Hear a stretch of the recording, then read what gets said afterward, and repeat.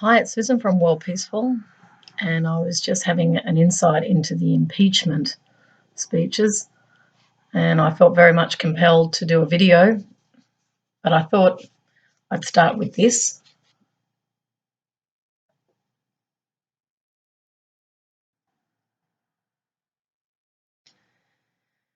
Because I feel his presence very much in the air these days. I just want to read it. When power leads man towards arrogance, poetry reminds him of his limitations. When power narrows the area of man's concern, poetry reminds him of the richness and diversity of existence. When power corrupts, poetry cleanses. And the reason poetry cleanses is that poetry is coming from the heart. So when I hear speeches, I know they've all been prepared, carefully worded, trying to win the argument, as many legal practitioners within these forums. They're very powerful people. They have a lot of money. They would never have experienced extreme poverty, real hardship. Some might have, perhaps in their early years, but let's just say the majority who get into these positions of power are not your average person. They tend to come from what they call the ruling elite. Now, I'm definitely going to go still on democracy because democracy is most definitely the theme here. It's a word that's overused, a little bit like peace. It's a word that's used as part of a narrative, but there is no deep understanding of what this word actually reflects. And I'd have to say that these days there appears to be a great contempt around true democracy as other agendas are being, if you like, designed behind the scenes that have nothing to do with democracy at all. But before I start this narrative, I want to go still for a little bit and get clear.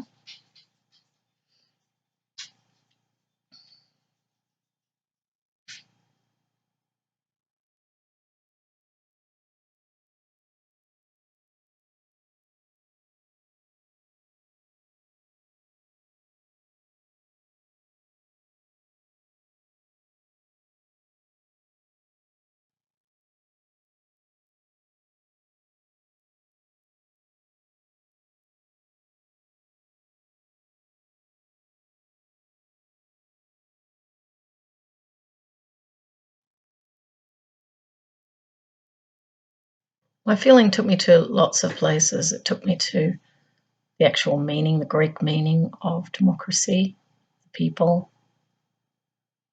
representation of the people.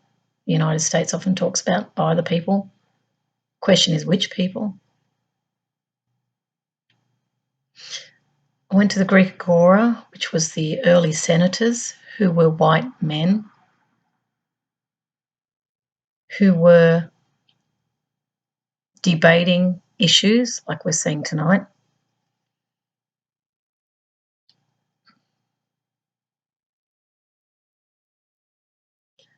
They didn't include the masses. Some refer to times of the Magna Carta where the king had absolute rule and barons got together, wanted to enforce the rule of law. This idea of equality before the law came about because of corruption. The purpose of the laws was for good governance, was for law and order, to ensure everybody knows what the rules are, and that if people do a harm to someone, there is some sort of consequence, or in this type of culture, punishment. I also feel to jump across to Indigenous cultures where there was group decision making, where people lived together, people knew each other. There were tribal rules, codes, where there has been attempts to ensure fairness, and that if an action is harmful, that there is some sort of consequence or it breaks some sort of sacred law. All power has been articulated as coming from a divine source under God is often terminology used to justify why these groups have more power than the rest of us, and in that there is an inequality immediately, particularly when privilege is incumbent upon those who win office in the present time and leading up to the present time. There's been privileges given to ruling elites who talk about democracy, which is representation by the people, of the people, of the people, by the people. It's supposed to be about fairness. It's supposed to be about putting the people first. In my experience, that's not the case. In my experience, democracy doesn't exist, as I've never been asked what I think. I've never even done a survey on what I want in respect of outcomes in terms of political parties. I've never been asked. So I've never participated in democracy. And when you're voting, you're only voting for people. You're not voting for issues. So how does that person represent you if they don't even know what you want?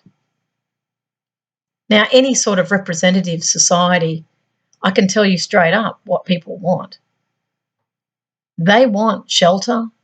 They want homes. They want free healthcare, free transport. They want a standard of living that's reasonably cheap. They want maximum time to engage in the things that they love. They are accepting of these designed economic systems that they have to work. But if you are asking them what they really want, they don't want to work. They actually don't enjoy it. They feel trapped because they have mortgages and what have you. So what we see is the great mass of we the people are actually eking out a living. And what we see at the very top is that those people are representing themselves and getting what they want. They're earning a lot of money. Typically, there's a rotation these days, particularly in Western, I would say it's right across the world, rotating in and out of government.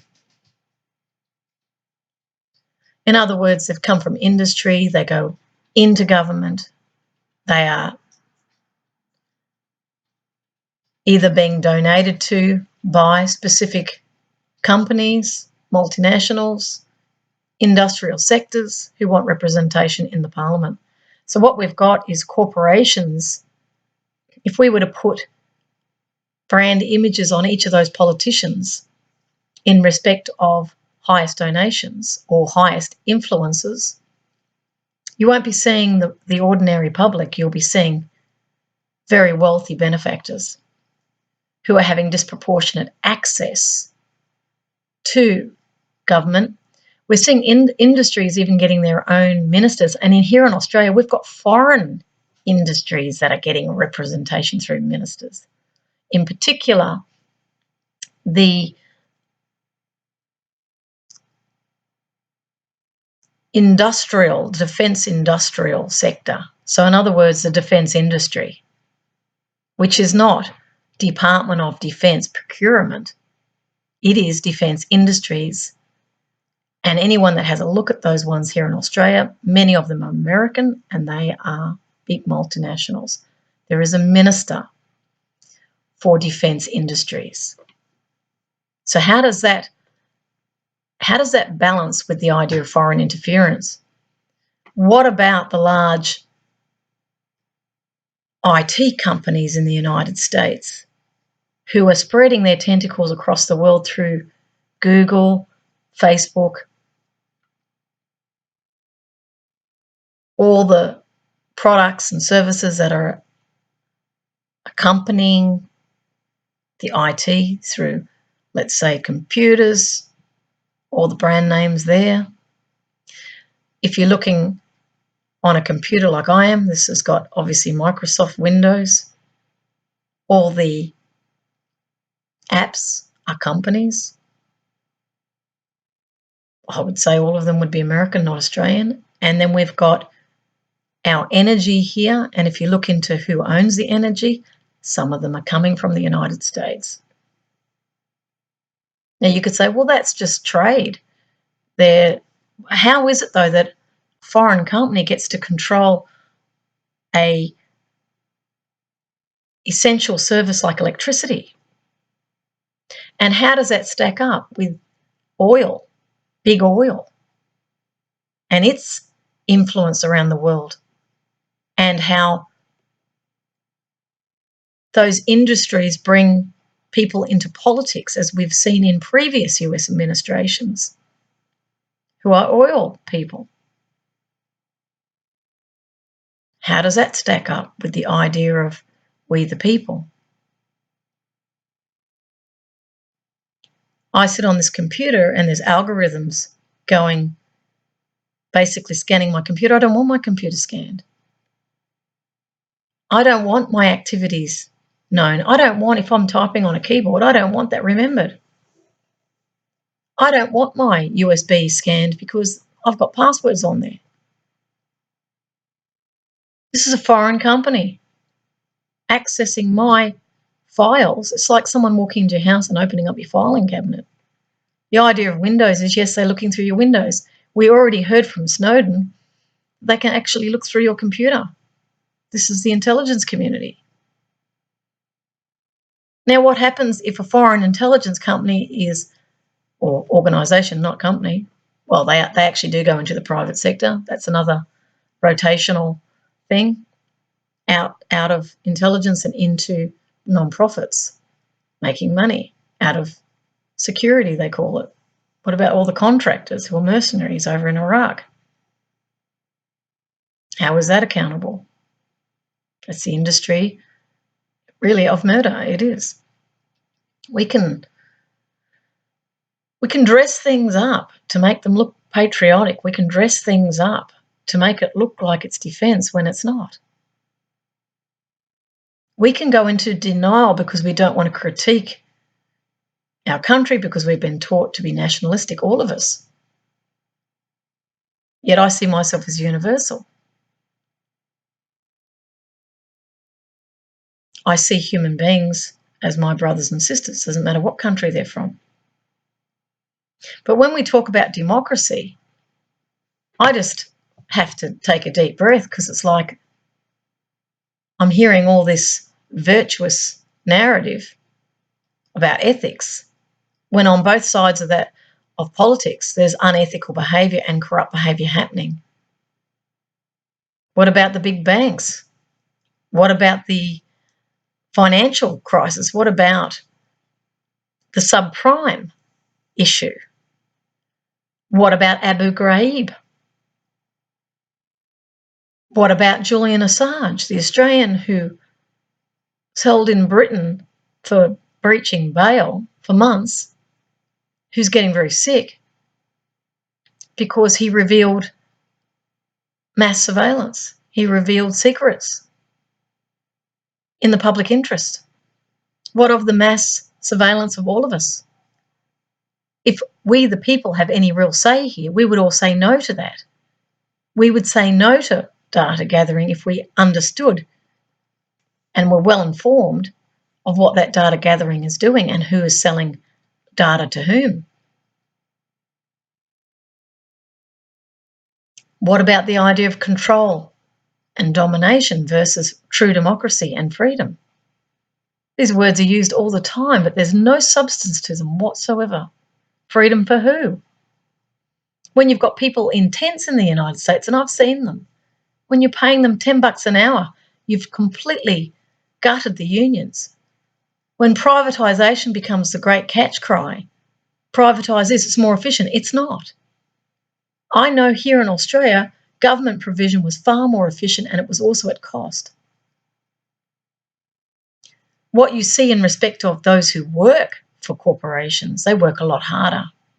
I can remember the government provision of services was nowhere near as arduous in terms of hours. People worked normal hours. They even had tea breaks in the morning and in the afternoon. It was more relaxed. I consider that a more normal and more balanced approach. This idea of having to work 6-7 days a week, people being pitted against each other in the name of competition, and then we employ military type strategies in order to undermine that opposition because we see it as a war, a trade war. There's nothing democratic in any of that. When you go to war, what's democratic? You're not sitting down and talking to the opposition, working it out through debate, having the Russian and US representatives debating in a United Nations type body, which would be a far more preferable approach than military actions and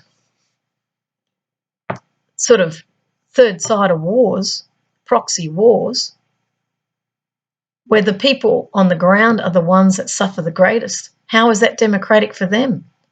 Those people didn't vote for airstrikes. They didn't vote for oil wars. They got caught in the crossfire as if they were of no value whatsoever because economically we are looking at each other as of value when we have money and wealth and status. That then becomes a ruling elite of some sort or a class above others. And what does that create? It creates privilege for one group, exclusion for another. How is that democratic if we get to have a say over things? We don't, because we wouldn't want class system. We would want everybody getting the same.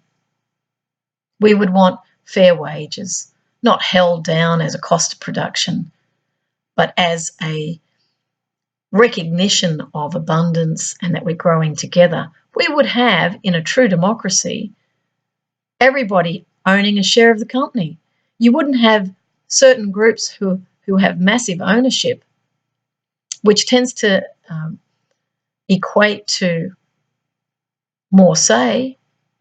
It equates to rights because you can get a lawyer, you can purchase a lawyer, and they can advocate on your behalf. But when you're earning $10 an hour, supporting a family, living in substandard accommodation, where you haven't been to the best schools because you couldn't afford it, that would be what I would call a handicap, so that you cannot excel. It's called structural violence from the peace perspective. It's a form of violence. Poverty is a form of violence. It keeps people down. Because if money talks and you don't have money, then you're not going to have a say at all. And if you're at the polling booth and all you get to look at is a personality, you don't even know who they are. In the United States, it's not compulsory voting.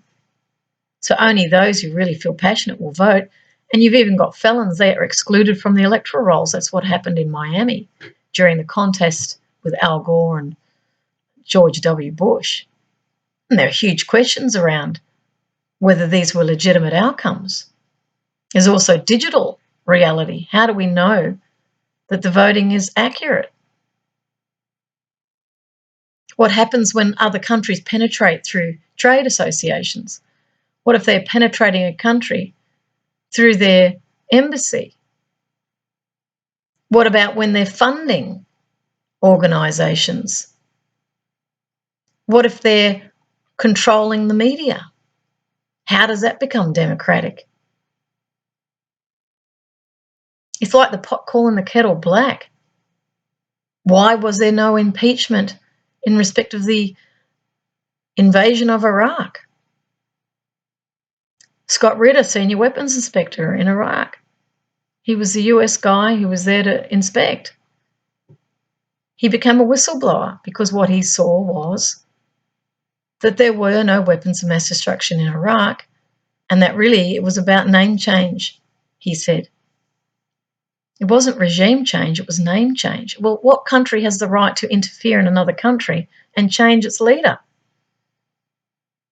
Who's changing the leaders here in Australia? We've had Malcolm Turnbull changed. The people didn't vote for that. So how is that democratic? When you've got a two-party system, you get selected, or in Australia we call it pre-selection if it's Labor Party. Who makes the decision of who gets to rise up through the party? Why a two-party system? Why not multi-party system? Why not issues-based? I don't see ordinary people in the parliament walking through the corridors. And how do the intelligence community around the world operate? Given that there's so much secrecy, is secrecy democracy? Is that freedom of speech? Is it openness? Is it visibility? Or is everybody engaging in this continual competition in order to win?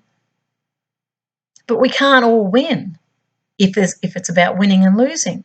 So how do we operate as a global community, enshrining the principles of fairness, enshrining the principles of the Universal Declaration of Human Rights, where we lift the people out of poverty?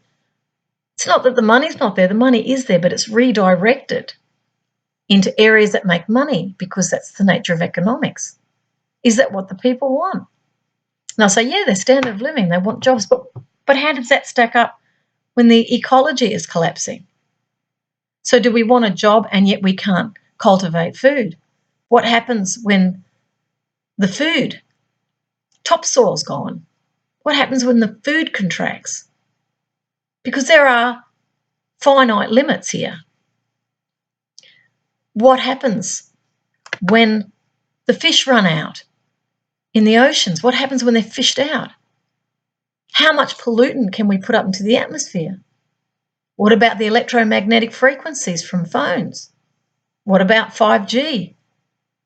What about people who are heading up various commissions making statements that we can't wait for the regulators? That was Tom Wheeler in the United States. Was it Federal Communications Commission? I think it's FCC. Can't wait for the regulators. What happens when the profit motive is ahead of the people? What about cancer?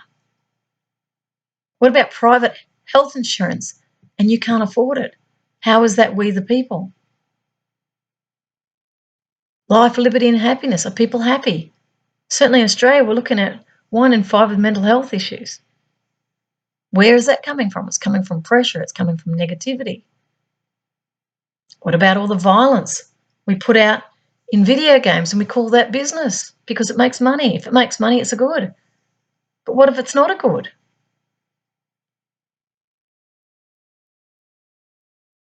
What if it's a false economy? What if we add into GDP or gross domestic product, gross national product, whatever you want to call it, we add in cleanups and we say that that's expanding GDP when it's cleaning up a mess, cleaning up toxic pollutants? What if we're wasting money into all these infrastructure trying to boost our economy? And yet the global outlook's looking like automation's going to replace labour. Is that what we the people want? Have they been asked? Of course not.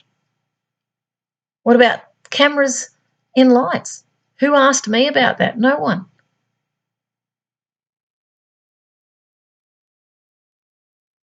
What about our hours of work? Who asks us what we actually want? People want time with their families. They want to live their lives. They don't want to be slaves. We go economy, economy, economy, a mantra like it's a religion. But really, we're talking about power here. We're talking about keeping power in certain hands. Money is power. What was it Rothschild said? Give me the money supply, I care not who makes the laws. Well, what does that tell you? Where's the respect? Where's the deep understanding of the importance of the rule of law? What about justice? Is justice and the rule of law the same thing? What happens when groups come into political settings with agendas of their own and they care nothing about what the people want because they believe what they want to do is fine. People will just have to wear it because they don't have any power. What happens in a world where it's only power that moves? Because if you don't confront the projection of power, you don't do anything. What about conscience? We do things because we care about each other. What then? We've still got 2/3 of the planet in severe poverty. We've got climatic conditions that are reaching tipping points all over the world. We've got melting ice caps. How does that affect the electromagnetic field of the planet? How does that impact the gravitational pull? How does that impact the reflection out into space of heat? It absorbs into the oceans. The heating of the oceans, what does that do? What about the Atlantic conveyor? What happens when it stops? What about all the ice melting in Greenland? Massive ecological disaster as the methane escapes. What of all the underground nuclear testing? Here in Australia, we had heaps of tests. We've had more than 2,000 worldwide, if not double it, 4,000. How many weapons can you build? 70,000 on each side it was, I believe. Years ago, they had 10,000 operational nuclear weapons on either side. But what's it cost to build one nuclear weapon? How is it that India and Pakistan have nuclear weapons when they've got massive poverty? So human rights, how does that stack up with economic growth when the few benefit? How is that we the people around the world? These are democracies too. Nobody actually learns the fundamentals of democracy. There's no course that you go to. In the United States, you've got a Bill of Rights, but has that really protected the people? What happens if that economy completely collapses and it's in massive debt? So how is that what the people want? So that economic growth, that materialism is being subsidised by credit. It's not real. But we maintain a standard of living and the people will fight for that because they think that's what they need. And yet they don't even know their neighbours. They don't know what they've lost. Social fabric falls apart. They don't know what a healthy family is. They don't know what support looks like. It's all keeping up appearances or getting lots of hits or lots of likes. That's a very superficial existence. Is that what we truly want? So what of education that teaches for depth and values and integrity? And that it's not about winning, it's about how we play the game. And what sort of games are we playing? Are they fair games? Are they level playing fields? Or are they highly biased? Are they highly weighted so that certain people win and the majority lose? But the reality is, when people lose, we all lose. The truth of the matter is when we all win, we all win. And it's not about winning, it's about balance. How do we balance our material life with our social, spiritual, and trading existence? How do we balance it all? How do we find true happiness? Life, liberty, which is freedom. What is freedom? Am I free if there's more and more litigation? Am I free if there are more and more laws? Am I free if going through a light is really about revenue raising, it's not about safety? Where all public space is being sold off. Where's the freedom there when you have no right over that anymore? because it's transferred into private hands. What happens when all the bankers are private? How do we ensure fairness? Cross-subsidisation. How does greed impact our world when it's all about what I can get out of something? And when I'm sounding very convincing because I want something, I'm not speaking from the heart because I feel great love and wish to share. Everybody will be saying, well, what's in it for you? Because that's how greed operates. Is that what the people want? Or do we get the greatest joy out of giving? When you love people, you naturally give to them. You give to your children. You don't sit there accounting how much they owe you. You owe me. You wouldn't say that. You would go, I just want to make sure you're okay. Well, can we expand our view of family and make it our community? What happens when we expand it out to the global commons? That someone on the other side of the world is my family too. We're all human.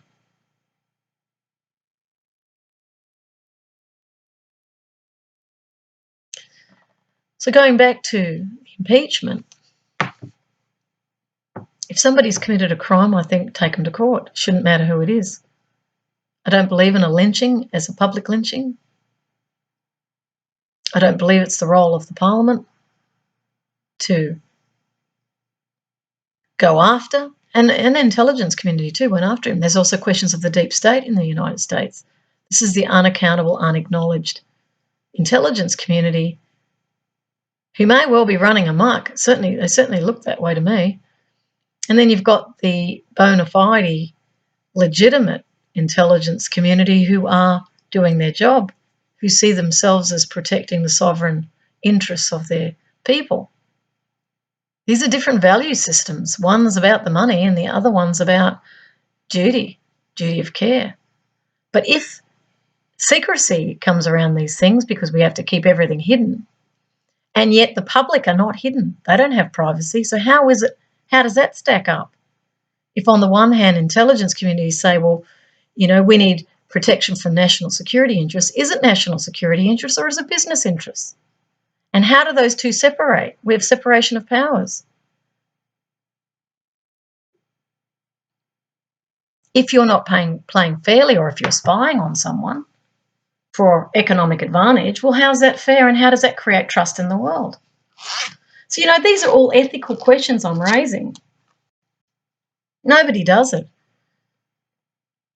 They just act in impunity. As long as they get a profit at the end of it, no one cares. It's like this detachment, this psychological detachment that cares nothing for its impact on other people.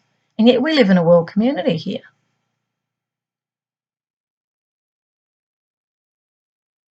When people move into the private sector and they've come from government, they're bringing with them knowledge of that government's inner workings. That could be very problematic in the wrong hands.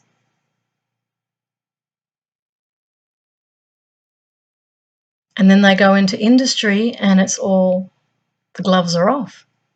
They do whatever they want. And when we're talking globalisation, multinational power, where they can actually own small countries, these are the big companies can actually own a country. They can have the equivalent wealth of a country. When they buy politicians through donations, is that democratic?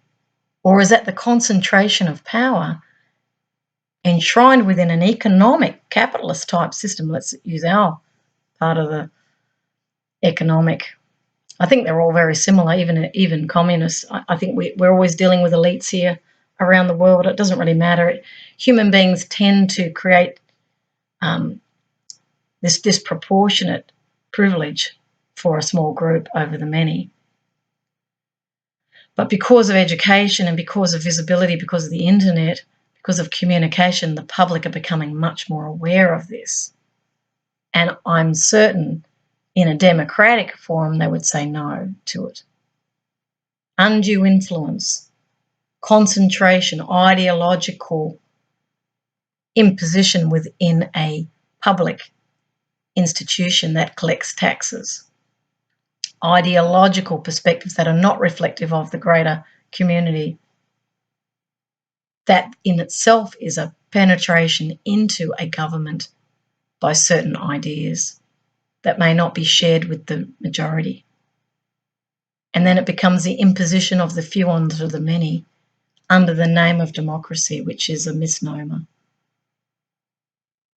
If the public are kept in ignorance, uneducated, placed in infotainment so that they can be distracted, fed violent video games, as if this is a great way of spending your recreation in violent activities, and then wondering why the world is violent. There is no mistake that violence is created through training of it. Simulations in anything that you repeatedly do are going to change you. They're going to influence you. And if it's seen as fun, you get a glee club around you, everyone agrees. And then what happens when there's shootings in the schools? Is that what the people want? What about more wars? Hundreds of thousands of people. What about $1 trillion a year spent on the military? What about the weapons traders who are in a market? How can we create markets for this? Then they have to create more wars in order to use more weapons. Is that in the public interest? So I've done quite a narrative here because I sit and I shake my head. I'm not impressed by any of the politicians so far. Not one. I would far rather someone from the public who's actually not connected, someone who actually feels a calling to actually serve humanity. That'd be the sort of person I'd want in Parliament, or representing me, someone who is actually a community person who cares about people. But what we see over and over again is the same situations arising where there's a concentration of power, there's corruption, people have too much money, they think that they're superior, they have better houses, and they get a quality of life which makes them look like they're success and powerful. But what if we were valuing serving humanity? What if we were valuing caring for the disabled? What about caring for your parents? What about helping the homeless? What about making children's dreams come true? What about valuing those things? Changing someone's life, inspiring them to be the best they can be without it being better than someone else. Literally growing as a human being, becoming a better person. These things are not valued. We just value the money. And it's that superficiality that I think the world has had enough of. I really do. I think across the world, if we were to talk to all the so-called average people, which there are none, they're all unique, but if we were to do that, I think you'll find there's a universal voice across the world that's had enough of the exploitation. They've had enough of the lies and deception. They've had enough of hearing the rhetoric from leaders and then seeing them break their promises. I think they've had enough of the corruption, the donations, the using the public as cash cows so they can make more money, walking ATMs, not valuing citizens, not valuing really evolved societies. Everyone's just competing to get more and more money, to get more and more fame. It's so superficial. It's got no depth to it. And yet we're facing an ecological collapse. And then they'll say bring in smart cities, round everybody up to go into the cities, no property ownership, have automation take over everything, transhumanism, merge people with machines and call that progress.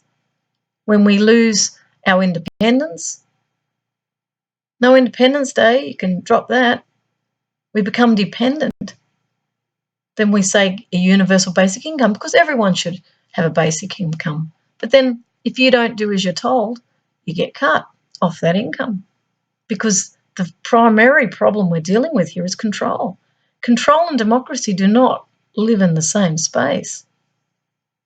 The real democracy, which most of us have never experienced, would be similar to my work when I was working as a market analyst, where you're actually asking everybody their opinion.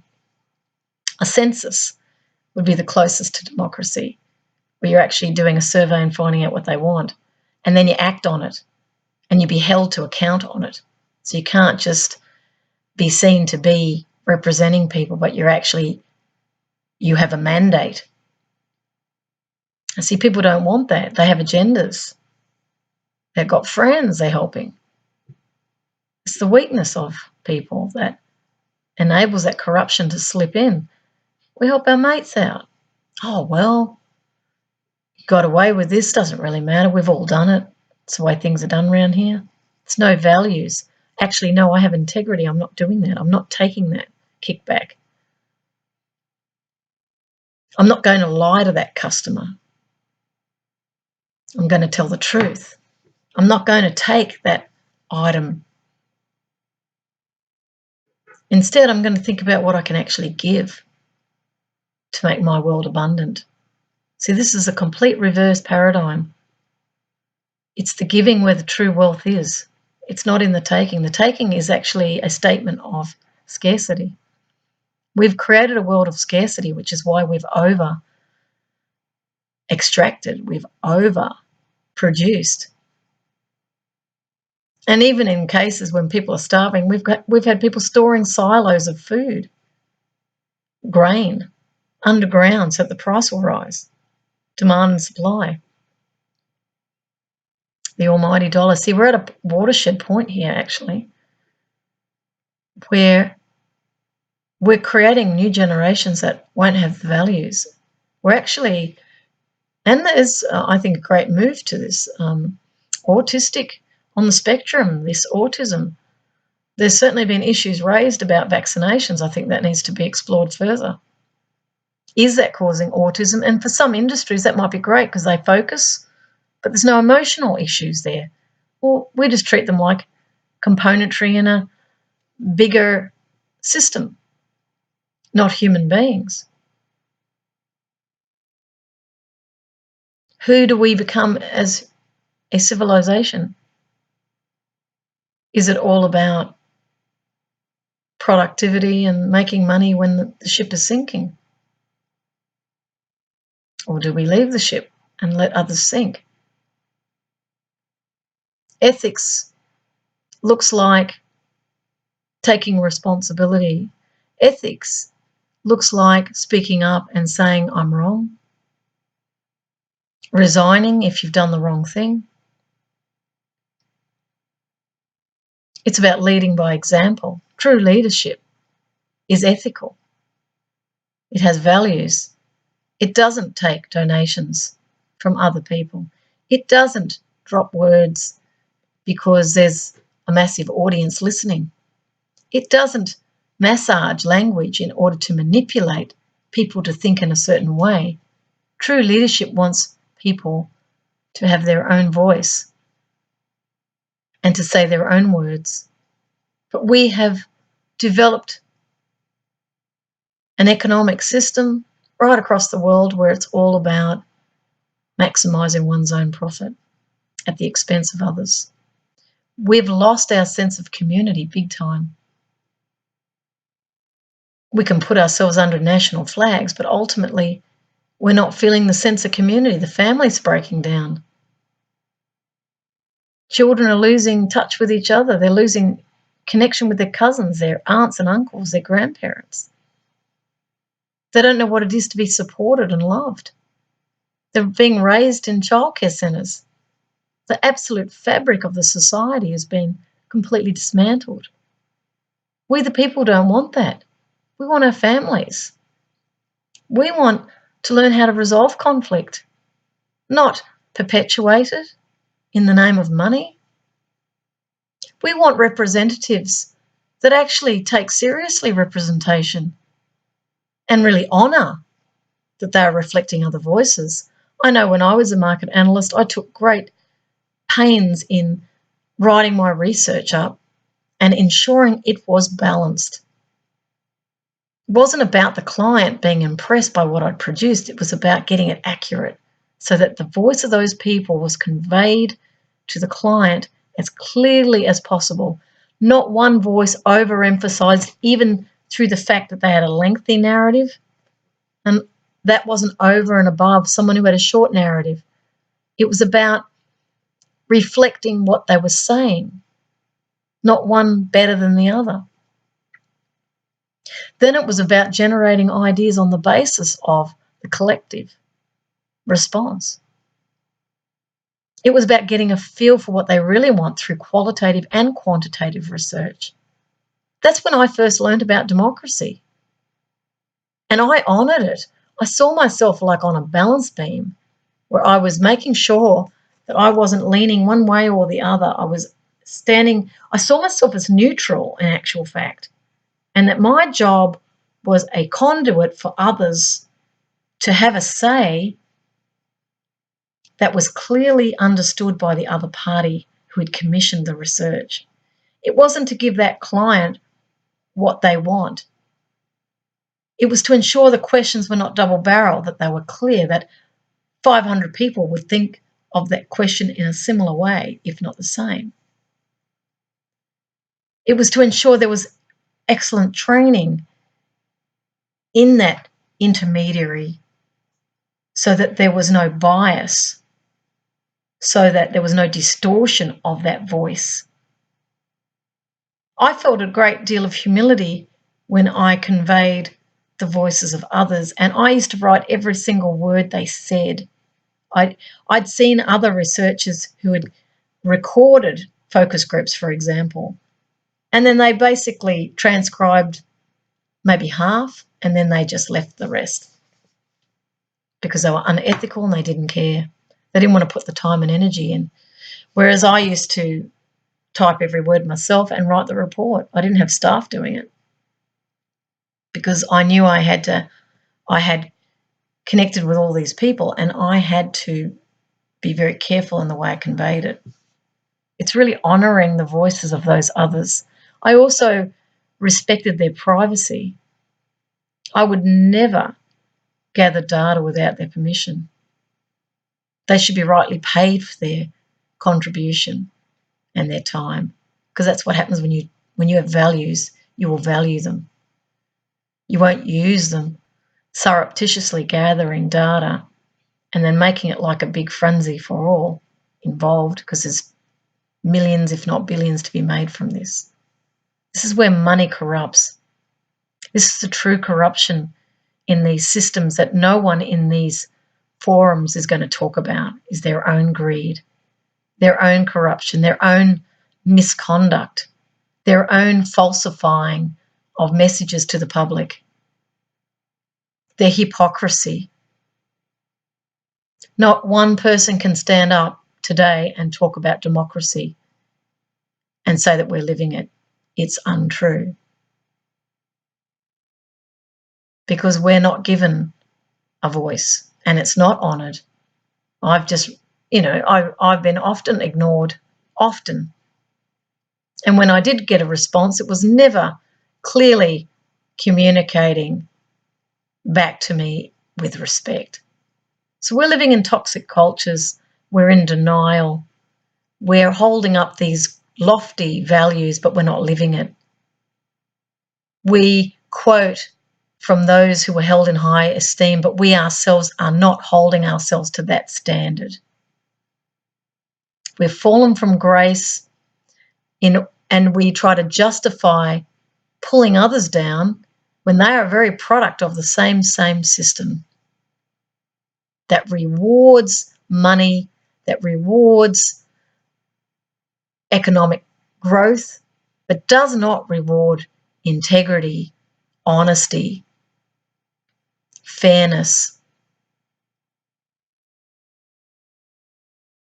I don't know how many times I've heard people talk about values I'm a teacher of values myself, and it's like I just step back and I shake my head and I know, huge delusion, denial or manipulation going on here.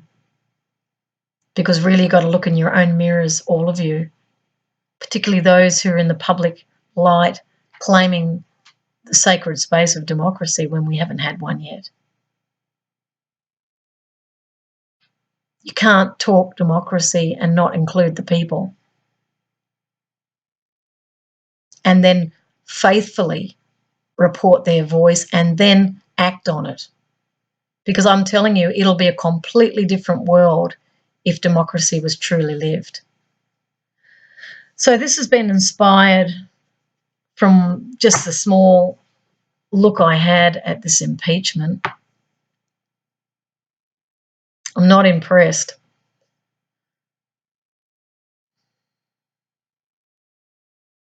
And my wish is that a very strong light shines. I see the Statue of Liberty in New York Harbor holding the flame, illuminating truth, real truth, standing in the feminine, which is receptive, which is nurturing, which is loving. Standing up as an example of democracy, not using symbols as brand images, but discarding all of that and actually standing up and speaking the truth and not penalising those whistleblowers who do have the courage to speak up, who are claiming their democracy in actual fact as citizens. We do not want the bullying anymore, the vilification, the suppression, the changing of laws to favour the few. We don't want the money laundering, the pedophilia, the violent conflict, when we can resolve things peacefully in a culture of peace. The world is weary of all of this rhetoric. We're looking for the real leaders on the horizon, over the horizon. Who are these leaders? The leaders will be people who are not dominant. They will be inspiring individuals who are coming from a heart-centered love of humanity, who, like everyone else, have had enough of subterfuge, the fake news, as you call it, the fake rhetoric. And they will just be wanting to say it like it is. And they will be whistleblowers from across the spectrum. They'll be in every single area and they'll be coming forward. So this bright light shining will illuminate what has been dark and what has been done in the name of the people, but not by the people and not for the people. This light will illuminate those few who have been the peddlers of great distortion and deception and who have benefited from harming many, many people. This illumination will come because the collective consciousness of humanity wants it. And in the future, we will go beyond democracy as self-responsibility becomes this flame. Self-responsibility, a sense of unity with all people. What I do to another returns to me. There's a consequence, there's natural justice. This will happen. And that I wouldn't harm anyone because I love everyone. There'll be a real sense of you are me. And what I do to another returns to me. Do unto others as you would have done to yourself. This will be a world of empathy where we actually feel for other people and we wouldn't hesitate in helping them. There'll be no tide aid. It'll be unconditional aid. because they are my very family. If people are in great poverty, we'll make sure that everyone has absolutely great standard of living so that they got the space and the time to actually do what they love. Because when everybody's doing what they love, you will have no economic collapse. When everybody's doing what they love, they're listening to their inner voice and they're going out into the world, and they will do it for a lot less than what they're doing it now. Not that they'll have to, because just the very nature of doing what you love, it actually creates abundance in any case. We will see humanity shine in ways that we can't even imagine today when we have this shift in consciousness. So now I'll conclude and say that it's on its way. It's here, actually. The old paradigm is worn out, for sure. And we look forward to, it's not even really, the word enlightenment came to me.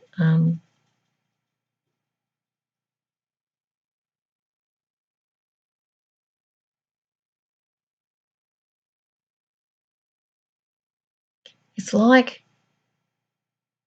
we're awakening. We are fully awakening to who we are. And we are magnificent. Every single person on this planet is. And when you see that and feel it, you'll never look back. This whole paradigm's gone. I feel much better now I've just done that. So I usher in a renewable future where we awaken the full to our full potential. Thanks, bye.